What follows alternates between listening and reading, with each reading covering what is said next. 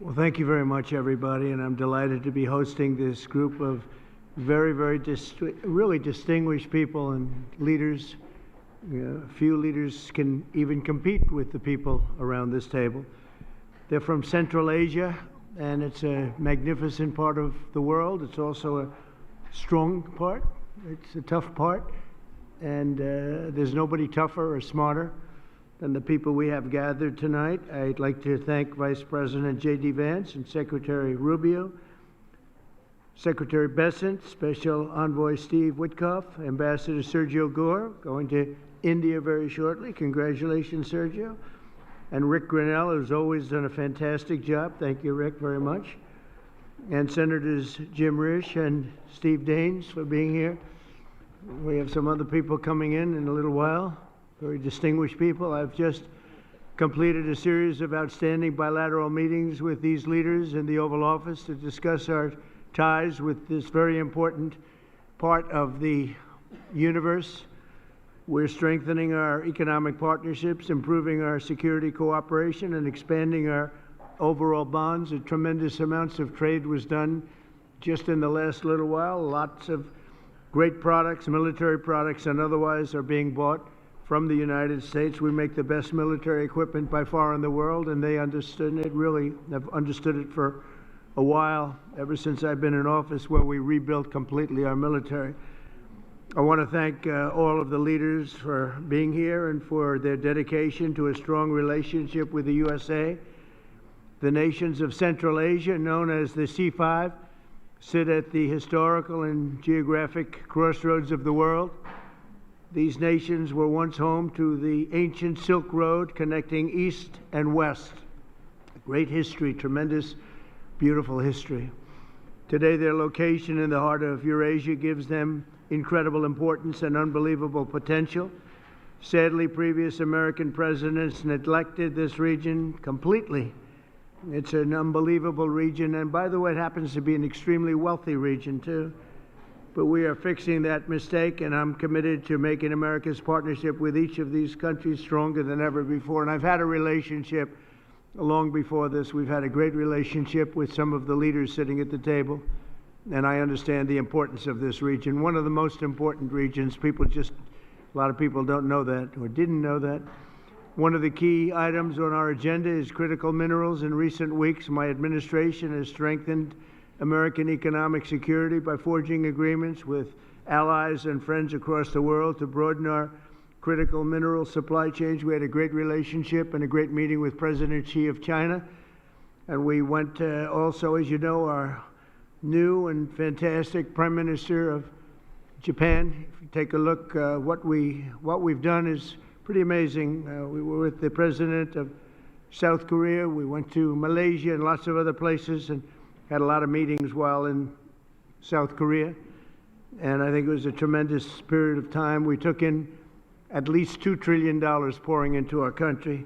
There's never been anything like it. We have almost $18 trillion of investment, and by the time we finish out our first year, we probably will have about 20 or 21 trillion, with a T, trillion dollars of investment, and there's never been anything like that in the history of the world, not just the United States. This is really the world we're talking about, nor has anything been close.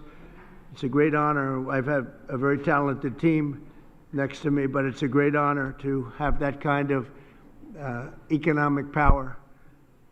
This was helped greatly by tariffs. It was helped greatly by November 5th, which was the election, presidential election. But our countries and the countries that we're dealing with, they're promoting security, stability, and everything else that you can imagine for the entire world. 3 months ago, my administration also brokered a historic peace agreement between nearby Armenia and Azerbaijan, one of the 8 wars that we ended in 8 months. At that time, 8 months, we're looking to end one more, if that's possible, Russia and Ukraine. We haven't gotten there yet, but I think we've made a lot of progress. As I said at the time, that historic accord includes the construction of the new Trump route. It's such a beautiful thing. They named it after me. I really appreciate it. It's actually a big deal. But it's the new Trump route for international peace. This is a road that's being carved and goes through some of the most important places anywhere in the world, some of the most important places economically also anywhere in the world, which will boost commercial activity on the other side of the Caspian Sea, helping nations throughout Central Asia. I'm optimistic that each of the countries here today will reap the benefits of peace if they embrace the opportunity that we've unleashed with the agreement. Some of the countries we're talking about and some of the countries represented here are going to be joining the Abraham Accords, and that those announcements will be made over the next little while. The Abraham Accords are very sought after right now. We're going to be announcing some very important countries that are joining, and for Jared and for Steve Witkoff, we appreciate the great job you've done. This evening, I'm also delighted to report that Kazakhstan has officially agreed, and that's official now, as of about 15 minutes ago. A tremendous country with a tremendous leader has officially joined the Abraham Accords. And I just want to thank you, Mr. President. It's a great honor. It's a tremendous honor to have you. Really great. Once again, I'm grateful that each of these respected leaders has made the trip to Washington, and I'm delighted to continue our conversation over dinner. We're going to have a little working dinner, short one. They've been flying a long way. It's a long flight, but we're going to have a quick but very fruitful dinner. I want to thank the media. You've covered it very fairly, and it's really a great honor to be with these incredible leaders. These are highly respected people, and there's no games. They don't play games, I want to tell you that. So maybe I'd like to ask you, Mr. President, to say a few words if you'd like, and we can go through the list of the 5, and then we'll have a little dinner, please. Mr. President, first of all, I would like to express my sincere gratitude to you for convening this truly historic meeting at the White House. And under your steadfast leadership, this summit marks the beginning of a new era of interaction between the United States and Central Asia. Precisely 1 year ago, you achieved a landslide victory in historic election which was absolutely clean and fair. And once again, my congratulations. Thank you. And my strong belief that, Mr. President, you are the great leader, statesman, sent by heaven to bring common sense and traditions that we all share and value back into the United States policy, either domestic or foreign. Therefore, millions of people in so many countries are so grateful to you. And I'm convinced that your wise and bold policy needs to be strongly supported worldwide. Thank you. Under your presidency, America is ushering in a new golden age. I commend your far-sighted vision of making America great again. This inspires me to pursue target-oriented strategy towards building just and strong Kazakhstan on the basis of my concept, law and order. As President of Peace, you, Mr. Trump, brought to an end 8 wars just within 8 months. Thus, you have evidently reinforced America, its role as a pillar of international stability. Mr. President, I highly appreciate your unwavering support to advancing Kazakh-American multifaceted cooperation. As early as in your first term in the White House, our relations have been legally fixed as enhanced strategic partnership.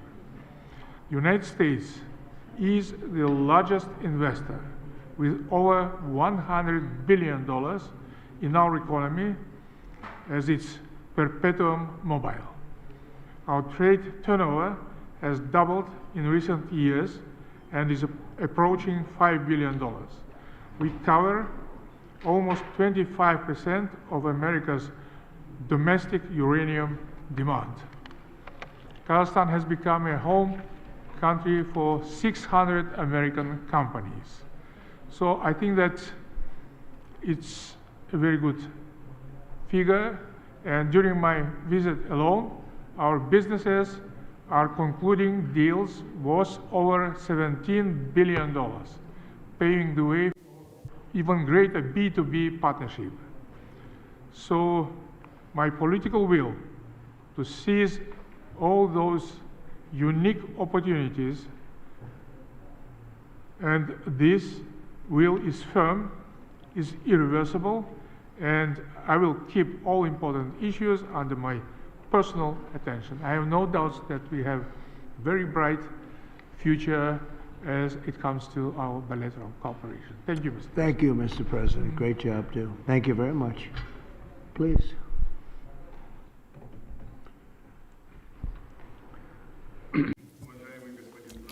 Esteemed Mr. Trump, we highly value your personal contribution to reboot process of C5+1. Before that, none of the presidents of United States of America never treated Central Asia as you do. Me personally and all my colleagues are grateful to you. We've felt your close attention, your attitude, and it means a lot for us. Thank you very much for that. In reality, indeed, I'd like to repeat myself. I've told you that already. In Uzbekistan, we call you the president of the world. You've done a lot.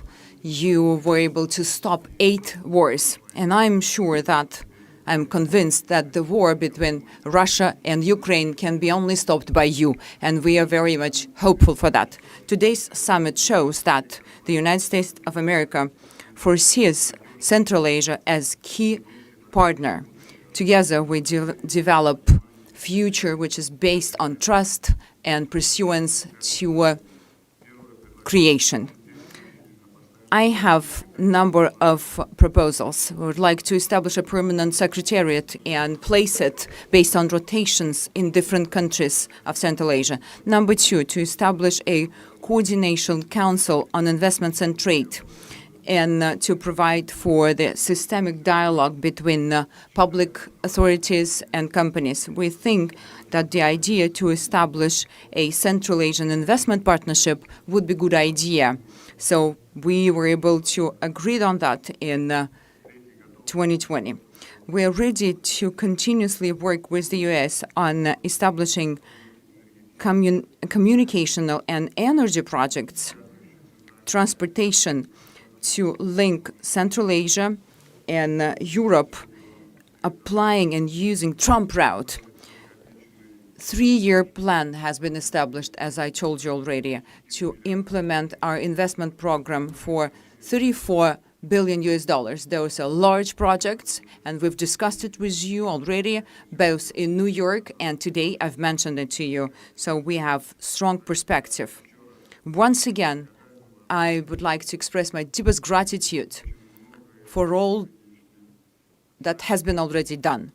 And we will take back a lot of results from this summit. It is a landmarking summit, and your attitude towards all of us means your great support to us to strengthen Central Asia and to strengthen the partnership between Central Asia and the U.S. C5+1 have to become efficient mechanism of our practical partnership. And I propose to host our next summit in 2026 in Samarkand to establish this further. I'm pretty sure that, I'm convinced, Mr. Trump, that under your leadership, it will be a strong partnership. Thank you very much for your attention, and we will be well prepared for the summit in Samarkand. Yeah. Thank you, Mr. President. Please.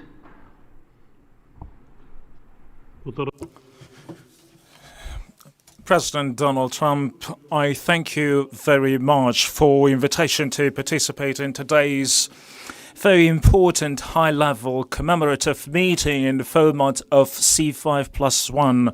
The Central Asia and the United States, you play a remarkable and highly commendable role in ensuring peace and stability in conflict regions around the world, and your peaceful efforts are worthy of praise, and I extend my heartfelt congratulations to you, Mr. President. And today our collaboration, our wide-ranging bilateral cooperation covers different areas: trade, economy, security. As it comes to our security cooperation, we particularly have an excellent cooperation on counterterrorism, fighting extremism, and the drug trafficking. Mr. President, over 70 companies with American investment are operating in Tajikistan today, and 93% of my country is mountainous, and we have an abundance of natural resources, particularly water, hydropower, critical minerals, and rare earth materials. Tajikistan is a home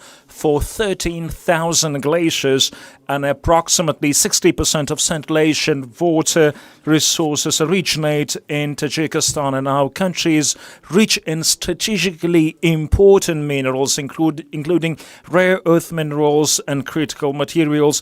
Tajikistan is a member of both the European Union's Critical Raw Materials Club and the United States Minerals Security Partnership Instrument. And according to the United States Geological Survey, our country ranks the second in the world in terms of antimony production, and is currently the largest producer of metallic antimony, which is the United States so deeply interested in. And we have a brilliant cooperation on this. And last year, antimony accounted for 97% of Tajikistan total exports to the United States. In 2024, Tajikistan produced and exported 17,000 tons of metallic antimony, primarily to the United States. And the activities of ANZOB, joint venture and ANZOB metallurgical company in Tajikistan with American investment by Kamsap, American company, exemplify our strong and long-enduring collaboration. However, there are still many opportunities in terms of trade and investment, and we are interested in expanding economic and trade cooperation between our countries. So there is a good opportunity to cooperate in creating new generation of sustainable artificial intelligence data centers. And since we have a brilliant cooperation between our air companies, and since 2008, Tajikistan Soman Air Company had purchased 8 mid-sized Boeing aircraft with a total volume of $440 million, and this company is expected to receive 2 more modern Boeing 737 MAX 8 aircraft next year, and the total commercial package of Boeing with the Soman Air exceeds $3 billion.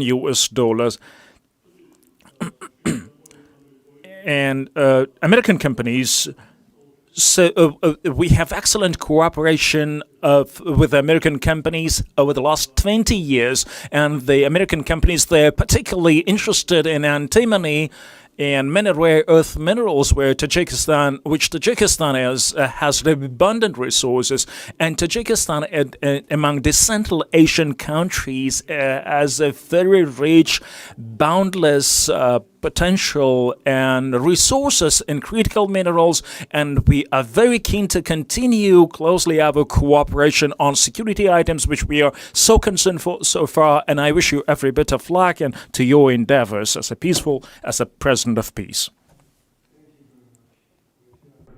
Please.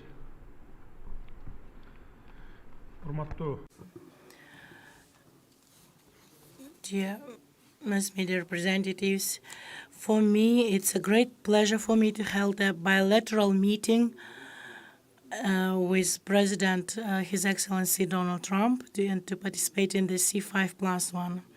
First and foremost, I would like to express my sincere gratitude to President Donald Trump for his kind invitation and warm hospitality and this opportunity to speak about important topics. Kyrgyzstan values the United States of America as one of the important partners in foreign policy.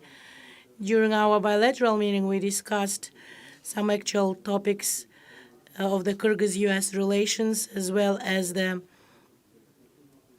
strengthening cooperation between the Central Asian countries.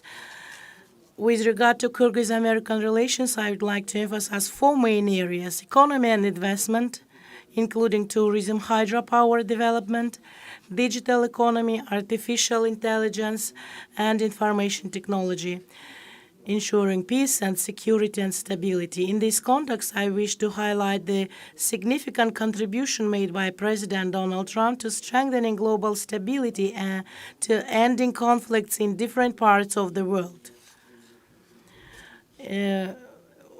When I started my office of the president, I identified the main priority as resolve border issues with our neighboring states in the spirit of good neighborhoodness.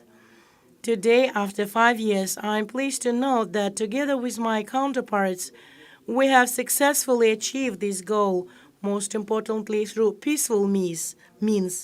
As a result, the role of Central Asia in global politics has grown substantially, and major powers have shown increasing interest in cooperation with the region.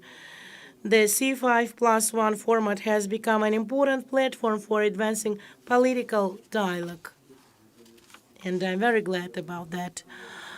I would like to express my special appreciation to Your Excellency President Donald Trump for initiating and hosting today's summit, and we really feel warm hospitality. We highly value this step and regard it as a demonstration of the United States' goodwill and commitment towards Central Asia and friendship.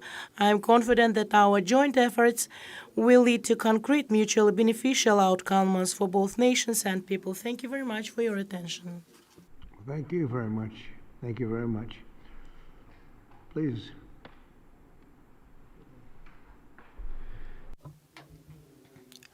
I thank you, Mr. President. First of all, I would like to express my deep gratitude, Mr. President, for the invitation to attend this C5 Central Asia plus US Summit. We consider that we recognize the good results they made since the development of this format, and of course we expand the cooperation in such strategically important areas as security, economy, energy, and environment. We believe that the results of this summit will lead us to further expansion of multi-phase cooperation between Central Asia and the United States of America. I do appreciate, Mr. President, for your warm hospitality. I do appreciate. Thank you very much, and thank everybody. We'll have a little more to discuss, but a lot of progress has been made today, and it's a great honor to have you with us in the United States of America. Thank you. And to the media, maybe a couple of questions, ideally on this topic, please. Please. Kazakhstan and the US have signed over $17 billion in new deals in aviation, minerals, in digital technology. In your view, which area of this partnership matters most? And second question, President Trump, when can we report that you will be the first US president to visit Kazakhstan? When will you be our guest? I think it's very possible that we'll do that.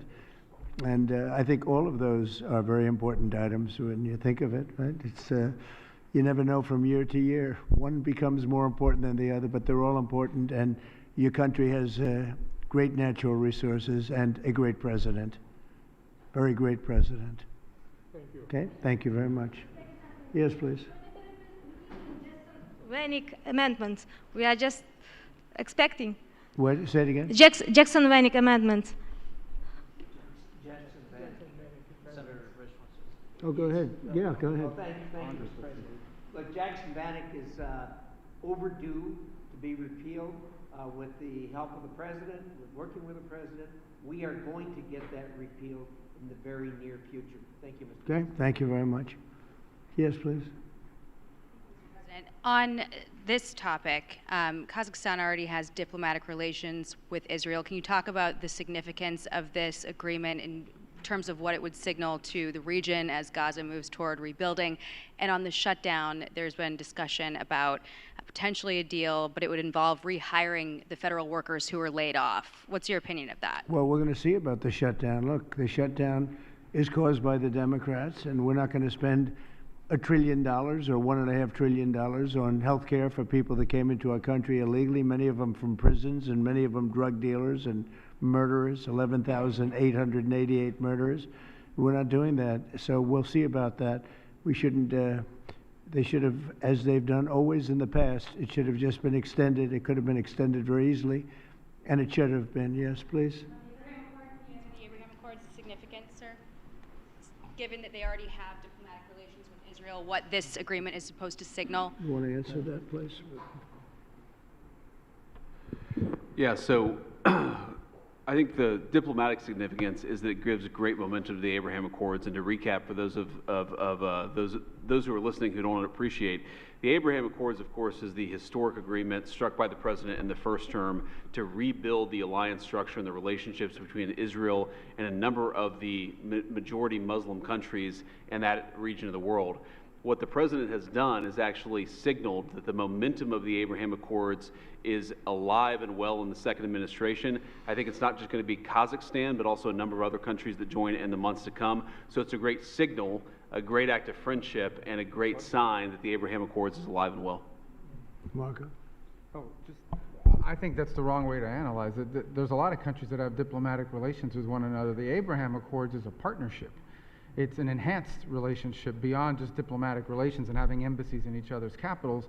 It is, and it's not just with Israel, it's with all the other countries that are part of the accord. You're now creating a partnership that brings special and unique economic development on all sorts of issues that they can work on together. So that's really the benefit of it, and the strength of it is to have majority Muslim countries, the Jewish state, able to partner on things to show the world that it is possible. Essentially, we've really expanded the Abraham Accords, and one of the reasons is we are right now in negotiations or talks with many countries that really wanted to come in, but they couldn't because of the status of Iran. When Iran had a possibility of nuclear weapons, which they do not have now, when Iran was the bully of the Middle East, let's call it the bully of the Middle East, which it isn't anymore, they had a hard time going against that. I understand that. Now that Iran has been very much decimated in terms of their nuclear and in terms of their regular, because of the actions we took with those beautiful B-2 bombers and other things,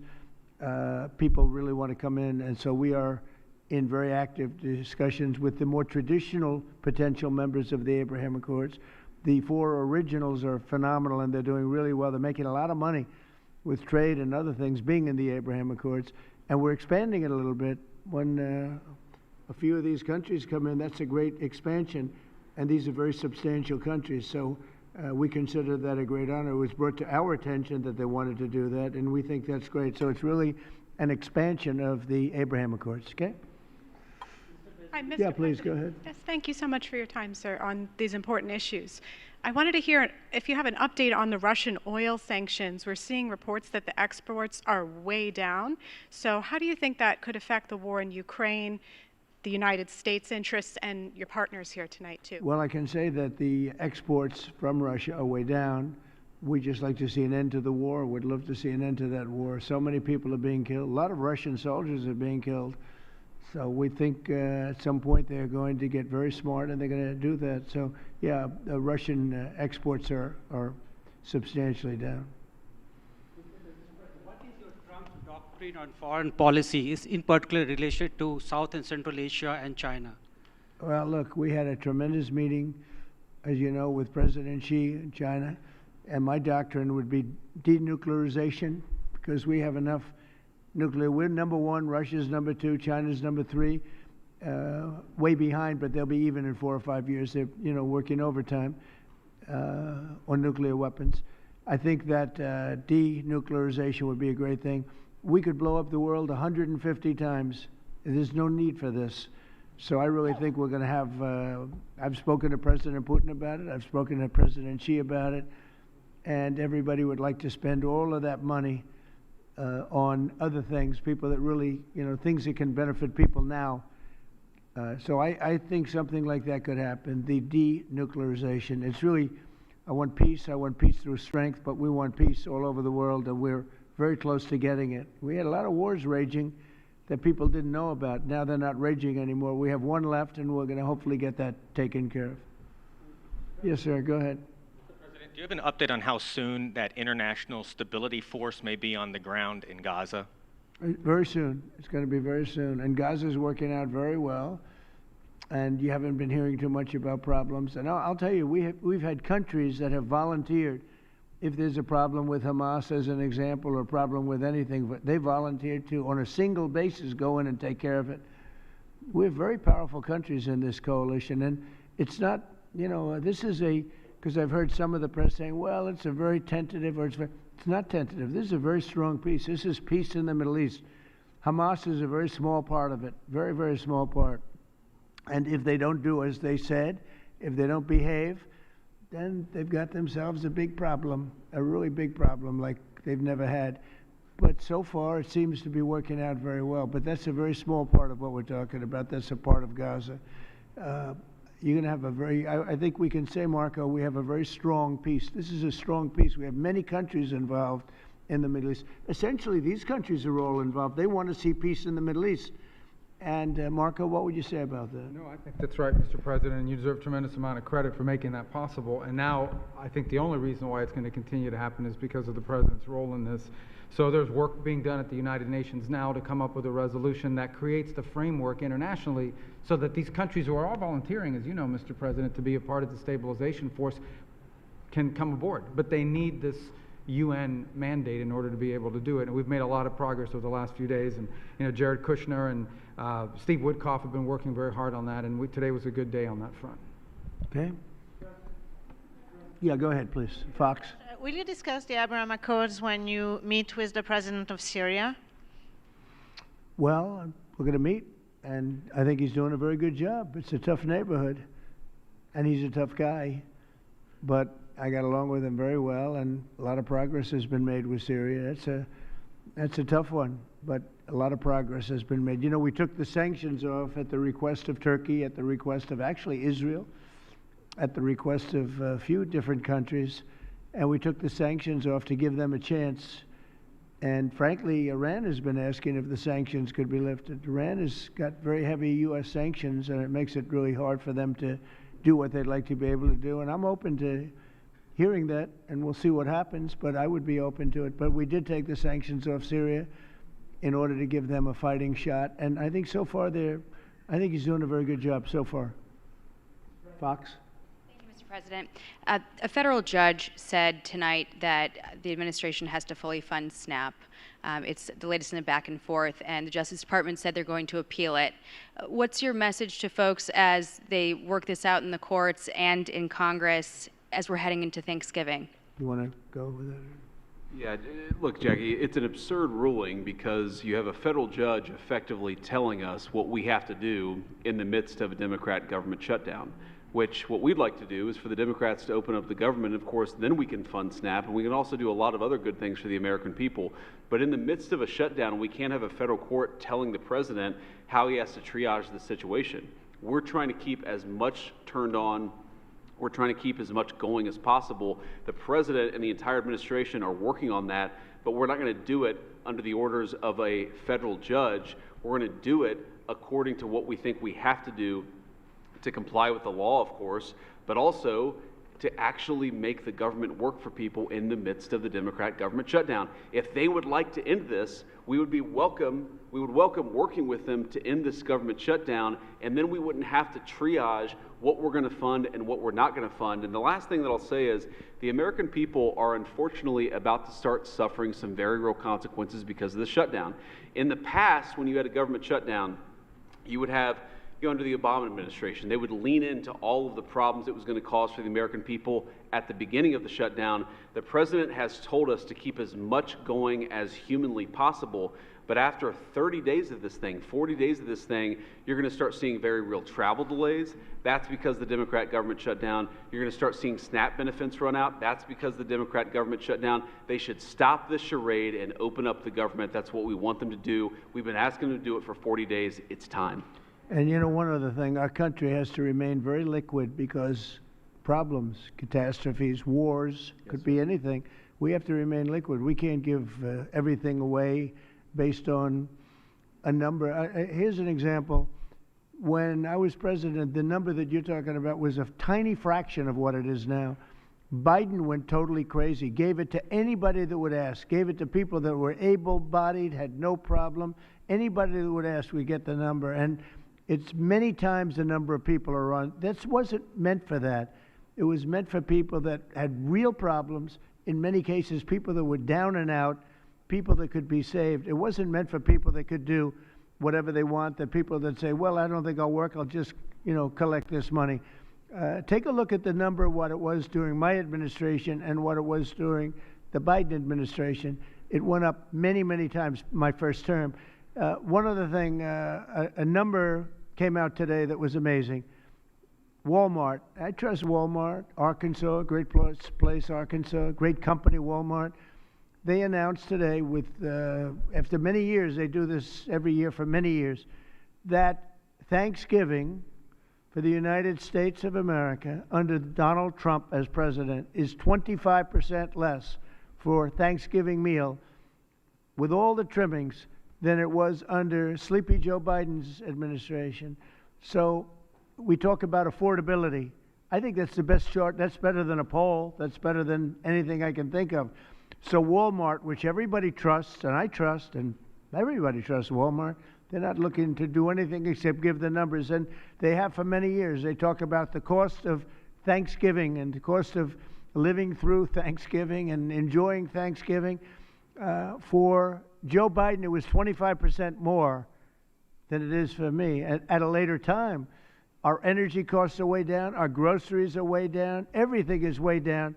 And the press doesn't report it. The press reports whatever the con people say. I call the Democrats con men and women. They make up numbers. But when you look at 25% reduction in costs for Thanksgiving between Biden and me, meaning this administration, that's a tremendous number. It's the biggest reduction in cost in the history of that chart or whatever it is they do. They do a synopsis of everything. They cover every element of Thanksgiving meals, 25% down. So I don't want to hear about the affordability because right now we're much less. If you look at energy, we're getting close to $2 a gallon gasoline.